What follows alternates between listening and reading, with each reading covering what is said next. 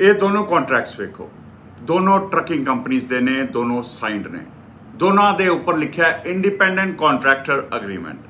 ਪਰ ਇੱਕ ਕੰਟਰੈਕਟ ਤੁਹਾਡੀ ਬਿਜ਼ਨਸ ਸਟੋਰੀ ਕਲੀਅਰਲੀ ਐਕਸਪਲੇਨ ਕਰ ਸਕਦਾ ਤੇ ਦੂਜਾ ਸਿਰਫ ਸਿਗਨੇਚਰ ਕਲੈਕਟ ਕਰਨ ਵਾਲਾ ਪੇਪਰ ਵੀ ਸਾਬਿਤ ਹੋ ਸਕਦਾ। ਅੱਜ ਦੇਖਦੇ ਹਾਂ ਡਿਫਰੈਂਸ ਕੀ ਹੁੰਦਾ ਹੈ। ਸਤਿ ਸ਼੍ਰੀ ਅਕਾਲ ਦੋਸਤੋ, ਸਭ ਤੋਂ ਪਹਿਲਾਂ thank you for the amazing response to episode 1।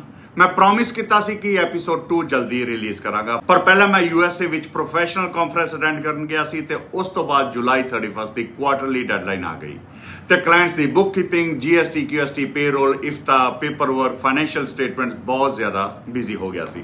ਮੈਂ ਜਲਦੀ ਵੀਡੀਓ ਬਣਾ ਸਕਦਾ ਸੀ, ਪਰ ਮੈਂ ਇਸ ਸੀਰੀਜ਼ ਦੀ ਕੁਆਲਿਟੀ ਕੰਪਰੋਮਾਈਜ਼ ਨਹੀਂ ਕਰਨਾ ਚਾਹੁੰਦਾ ਸੀ, ਕਿਉਂਕਿ ਇਹ ਸਿਰਫ ਕੰਟੈਂਟ ਨਹੀਂ, ਇਹ ਤੁਹਾਡੇ ਬਿਜ਼ਨਸ, ਤੁਹਾਡੀ ਇਨਕਮ ਤੇ ਤੁਹਾਡੇ ਲਾਈਵਲੀਹੁੱਡ ਦੀ ਗੱਲ ਹੈ। ਸੋ ਯੈਸ, ਐਪੀਸੋਡ 2 ਲੇਟ ਜ਼ਰੂਰ ਹੈ, ਪਰ ਅੱਜ ਮੈਂ ਤੁਹਾਨੂੰ ਤੁਹਾਡੇ ਵੇਟ ਦੀ ਪੂਰੀ ਵੈਲਿਊ ਦੇਣ ਲੱਗਾ ਹਾਂ। Let's begin. ਐਪੀਸੋਡ 1 ਚ ਅਸੀਂ ਗੱਲ ਕੀਤੀ ਸੀ ਸਟਾਪ ਕਾਪੀਇੰਗ ਅਦਰ ਡਰਾਈਵਰਸ। ਅੱਜ ਸਟੈਪ 2, ਅੰਡਰਸਟੈਂਡ ਯੋਰ ਕੰਟਰੈਕਟ। ਇਹ ਕੰਟਰੈਕਟ ਵੇਖ ਰਹੇ ਹੋ, ਇਹ ਸਿਰਫ ਸਿਗਨੇਚਰ ਵਾਲਾ ਪੇਪਰ ਨਹੀਂ, ਇਹ ਤੁਹਾਡੇ ਬਿਜ਼ਨਸ ਰਿਲੇਸ਼ਨਸ਼ਿਪ ਦੀ ਰਿਟਨ ਸਟੋਰੀ ਹੈ। ਮੈਂ ਤੁਹਾਨੂੰ ਇੱਕ ਸ਼ੌਕਿੰਗ ਗੱਲ ਦੱਸਾਂ, ਕਈ ਓਨਰ ਆਪਰੇਟਰਸ ਟਰੱਕ ਖਰੀਦਣ ਤੋਂ ਪਹਿਲਾਂ ਵੀਕਸ ਰਿਸਰਚ ਕਰਦੇ ਨੇ, ਫਾਈਨੈਂਸਿੰਗ ਕੰਪੇਅਰ ਕਰਦੇ ਨੇ, ਇੰਸ਼ੋਰੈਂਸ ਕੰਪੇਅਰ ਕਰਦੇ ਨੇ, ਟਰੱਕ ਇੰਸਪੈਕਟ ਕਰਵਾਉਂਦੇ ਨੇ, ਪਰ ਜਦੋਂ ਕੰਟਰੈਕਟ ਸਾਈਨ ਕਰਨਾ ਹੁੰਦਾ, ਡਿਸਪੈਚ ਕਹਿੰਦੀ ਹੈ ਸਾਈਨ ਹੀਅਰ ਤੇ ਡਰਾਈਵਰ 20 ਸੈਕਿੰਡ ਦੇ ਅੰਦਰ ਅੰਦਰ ਸਾਈਨ ਕਰ ਦਿੰਦਾ। ਦੋਸਤੋ, ਟਰੱਕ ਦੀ ਗਲਤੀ ਤੁਹਾਨੂੰ ਰਿਪੇਅਰ ਬਿੱਲ ਦੇ ਸਕਦੀ ਹੈ, ਪਰ ਕੰਟਰੈਕਟ ਦੀ ਗਲਤੀ ਤੁਹਾਨੂੰ ਟੈਕਸ ਪ੍ਰੋਬਲਮ ਦੇ ਸਕਦੀ ਹੈ।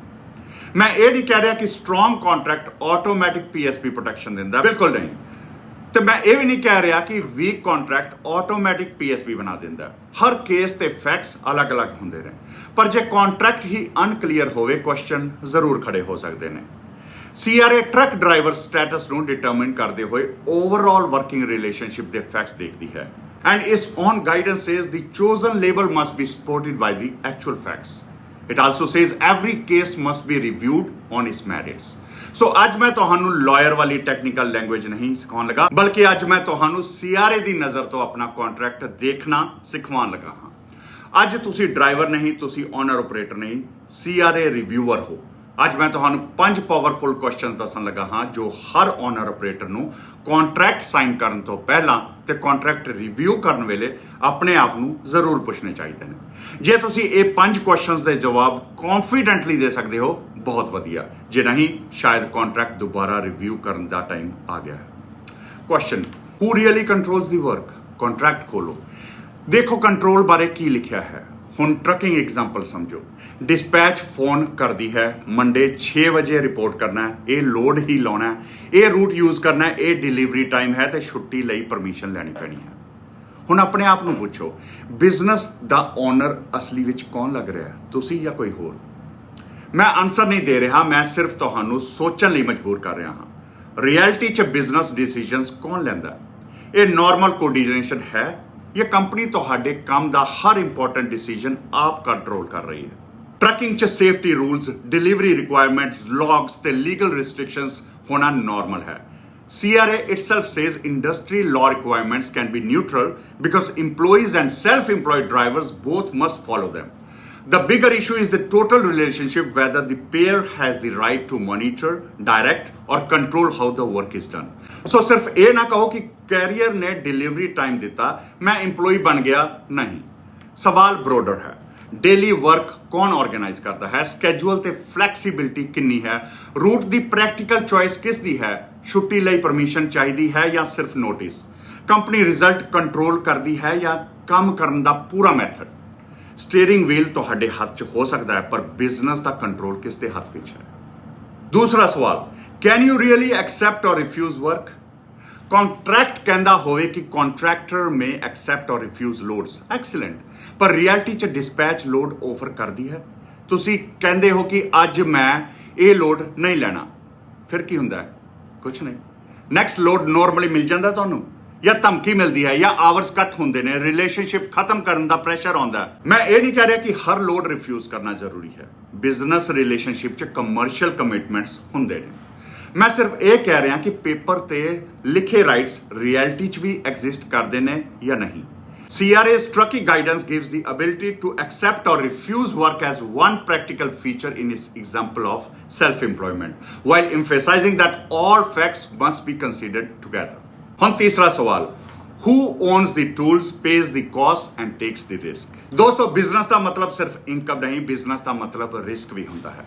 कॉन्ट्रैक्ट पढ़ के देखो, ट्रक किसका है, ट्रेलर किसका है, फ्यूल कौन भरदा है, फ्यूल पे कौन करता है, इंश्योरेंस कौन पे करता है, रिपेयर्स ते मेंटेनेंस किसकी रिस्पॉन्सिबिलिटी है, परमिट्स, प्लेट्स, टोल्स ते पार्किंग कौन पे करता है, डिडक्टिबल एक्सीडेंट होने ते किसका, डेड हेड माइल्स ते कॉस्ट किसका, ब्रेकडाउन विच लॉस्ट इनकम किसकी, हेल्पर या रिप्लेसमेंट ड्राइवर कौन अरेंज ते पे करता है। हुण इंपॉर्टेंट डिस्टिंक्शन, जे तुसी ट्रक ऑन करते हो ये स्ट्रॉन्ग बिजनेस फैक्ट हो सकता है, पर सिर्फ ट्रक ऑन करना ही फाइनल आंसर नहीं। क्वेश्चन है तुसी मीनिंगफुल फाइनेंशियल रिस्क लेंदे हो कि बेटर मैनेजमेंट नाल प्रॉफिट वधा सकते हो, कि गलत डिसीजन नाल लॉस हो सकता है, या हर वीक फिक्स्ड अमाउंट मिलती है ते ऑलमोस्ट सारा मीनिंगफुल रिस्क पेयर दा।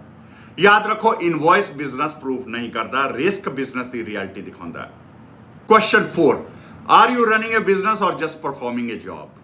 कॉन्ट्रैक्ट देखो कि तुहानू राइट है कि होर कस्टमर्स लिए वर्क करन दा, रेट्स नैगोशिएट करन दा, अपनी सर्विसेज एडवरटाइज करन दा, क्वालिफाइड रिप्लेसमेंट ड्राइवर भेजन दा, हेल्पर्स हायर करन दा, सब कॉन्ट्रैक्ट करन दा, इक्विपमेंट ऐड करन दा, अपना बिजनेस एक्सपैंड करन दा, अपनी बिजनेस इंश्योरेंस मेनटेन करन दा, प्रॉफिट इंप्रूव करने लिए डिसीजंस लैन दा। हुण रियलिटी चेक करो। कॉन्ट्रैक्ट कहता कि you may work for others, पर कैरियर प्रैक्टिकली सारा टाइम लॉक कर देंदी है। कॉन्ट्रैक्ट कहता कि you may hire a replacement, पर replacement almost impossible approval process च पहुंच जाती है। कॉन्ट्रैक्ट कहता कि रेट्स आर नेगोशिएटेड, पर rate take it or leave it fixed है। हर restriction automatically employee relationship prove नहीं करती। Some restrictions may exist for safety, insurance और कस्टमर रिक्वायरमेंट्स, पर पूरी पिक्चर देखो। तुसी इंडिपेंडेंट बिजनेस की तरह मार्केट च ऑपरेट करते हो, या कॉरपोरेशन सिर्फ पेमेंट रिसीव करने लिए यूज हो रही है? याद रखो कॉरपोरेशन बिजनेस का नाम दे सकती है, पर बिजनेस की रियलिटी तुहाडे डिसीजन दिखाते हैं। हुण पंजवां सवाल, does the contract match reality? ये अज का सब तो इंपॉर्टेंट पॉइंट है। कई कॉन्ट्रैक्ट्स के टॉप ते बोल्ड लैडर्स च लिखा होंदा इंडिपेंडेंट कॉन्ट्रैक्टर अग्रीमेंट, परफेक्ट, पर रियलिटी कॉन्ट्रैक्ट कहता कि contractor controls the work, reality च डिस्पैच हर मूवमेंट कंट्रोल करती है। कॉन्ट्रैक्ट कहता कॉन्ट्रैक्टर में रिफ्यूज वर्क, ते रियलिटी च रिफ्यूज ते पनिशमेंट एंड प्रेशर। कॉन्ट्रैक्ट कहता यू वर्क इंडिपेंडेंटली, रियलिटी च हर इंपॉर्टेंट डिसीजन कोई होर लैंदा। दोस्तों CRA नू हैडिंग तो ज्यादा रिलेशनशिप दी रियलिटी मैटर कर सकती है। CRA's guidance explicitly says the facts must support the status selected by the parties, and that it looks at the facts of the peer-driven relationship rather than relying only on its label. Problem contract the length नहीं, problem contract the honesty है। Paper ते जो लिखिया reality च भी वही हो रहा है। यही अज का बिगेस्ट क्वेश्चन है। Now how to improve the contract legally? हुण प्रैक्टिकल सॉल्यूशन। इंप्रूवमेंट का मतलब फेक प्रोटेक्शन क्रिएट करना नहीं। इंप्रूवमेंट का मतलब है जेनरिक टेम्पलेट ब्लाइंडली यूज ना करो। गूगल तो कॉन्ट्रैक्ट डाउनलोड करके कंपनी का नाम चेंज करके साइन कर देना सॉल्यूशन नहीं है। टेम्पलेट तुहाडी एग्जैक्ट बिजनेस स्टोरी नहीं जानता। दूसरा, एक्चुअल रिस्पॉन्सिबिलिटीज क्लियरली डिफाइन करो। Provide transportation services alone may be too vague. Clarify service scope, pickup and delivery responsibilities, administrative duties, safety responsibilities, documentation, equipment responsibilities, customers communication. तीसरा, commercial rights clear करो.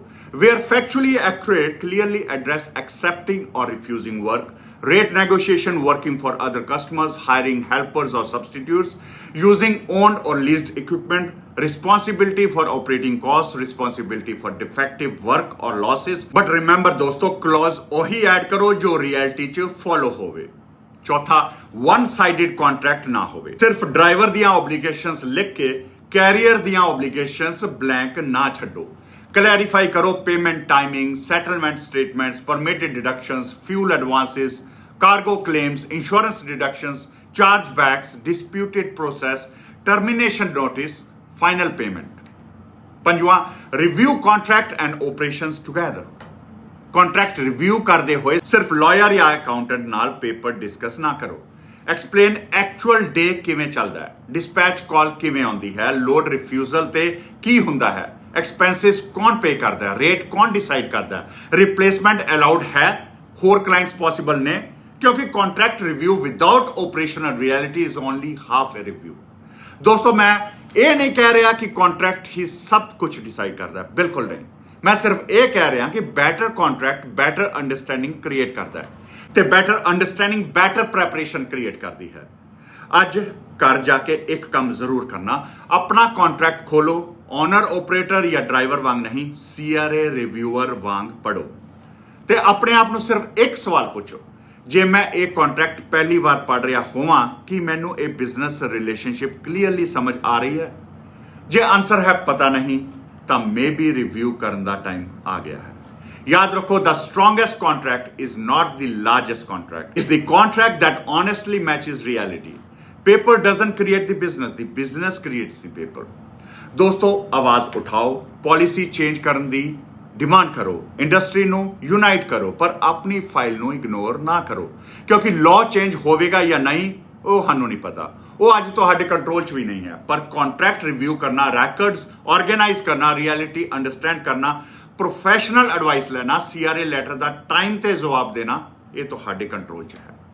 ਮੈਂ ਤੁਹਾਨੂੰ CRA ਦੇ ਖਿਲਾਫ ਖੜਾ ਨਹੀਂ ਕਰ ਰਿਹਾ, ਮੈਂ ਤੁਹਾਨੂੰ CRA ਦੇ ਸਾਹਮਣੇ ਪ੍ਰੀਪੇਅਰਡ ਖੜਾ ਕਰਨਾ ਚਾਹੁੰਦਾ ਹਾਂ। ਦੋਸਤੋ ਅੱਜ ਦੇ ਲਈ ਇੰਨਾ ਹੀ। ਅਗਲੇ ਐਪੀਸੋਡ 'ਚ ਮੈਂ ਟਰੱਕਿੰਗ ਇੰਡਸਟਰੀ ਦੇ ਸਭ ਤੋਂ ਕੰਟਰੋਵਰਸ਼ੀਅਲ ਮਿਥ ਡਿਸਕਸ ਕਰਾਂਗਾ। ਵਨ ਕਲਾਇੰਟ ਆਟੋਮੈਟਿਕਲੀ PSP ਹੈ, ਸੱਚ ਕੀ ਹੈ? ਮੈਂ ਗਾਰੰਟੀ ਕਰਦਾ ਹਾਂ ਬਹੁਤ ਸਾਰੇ ਲੋਕਾਂ ਨੂੰ ਆਨਸਰ ਸਰਪ੍ਰਾਈਜ਼ ਕਰੇਗਾ। ਜੇ ਐਪੀਸੋਡ 1 ਮਿਸ ਹੋ ਗਿਆ ਹੈ, ਪਹਿਲਾਂ ਉਹ ਜ਼ਰੂਰ ਵੇਖੋ। ਇਹ 18 ਐਪੀਸੋਡ PSP ਸੋਲੂਸ਼ਨ ਸੀਰੀਜ਼ ਤੁਹਾਡੇ ਲਈ ਹੈ। ਇੱਕ ਵੀ ਟੌਪਿਕ ਅਧੂਰਾ ਨਹੀਂ ਛੱਡਾਂਗੇ। ਜੇ ਤੁਸੀਂ ਟਰੱਕਿੰਗ ਇੰਡਸਟਰੀ 'ਚ ਕਿਸੇ ਨੂੰ ਵੀ ਜਾਣਦੇ ਹੋ, ਇਹ ਸੀਰੀਜ਼ ਉਹਨਾਂ ਤੱਕ ਜ਼ਰੂਰ ਪਹੁੰਚਾਓ, ਸ਼ੇਅਰ ਕਰੋ, ਸਪਰੈਡ ਅਵੇਅਰਨੈਸ, ਕਿਉਂਕਿ ਰਿਊਮਰਸ ਯਾਨੀ ਅਫਵਾਹਾਂ ਬਹੁਤ ਜਲਦੀ ਸਪਰੈਡ ਹੁੰਦੀਆਂ ਨੇ, ਪਰ ਨੌਲੇਜ ਬਹੁਤ ਟਾਈਮ ਲਾਉਂਦੀ ਹੈ। ਆਓ ਮਿਲ ਕੇ ਨੌਲੇਜ ਨੂੰ ਹੋਰ ਸਪਰੈਡ ਕਰੀਏ। ਦੋਸਤੋ ਜਿੰਨਾ ਜ਼ਿਆਦਾ ਐਜੂਕੇਟ ਹੋਵਾਂਗੇ ਉਨੇ ਹੀ ਬੈਟਰ ਬਿਜ਼ਨਸ ਡਿਸੀਜਨਸ ਲੈ ਸਕਾਂਗੇ। ਜੇ ਅਜੇ ਤੱਕ ਫੋਲੋ ਨਹੀਂ ਕੀਤਾ, ਫੋਲੋ GSCPA। ਨੋ ਫੀਅਰ, ਨੋ ਡਰਾਮਾ, ਓਨਲੀ ਫੈਕਟਸ। ਧੰਨਵਾਦ।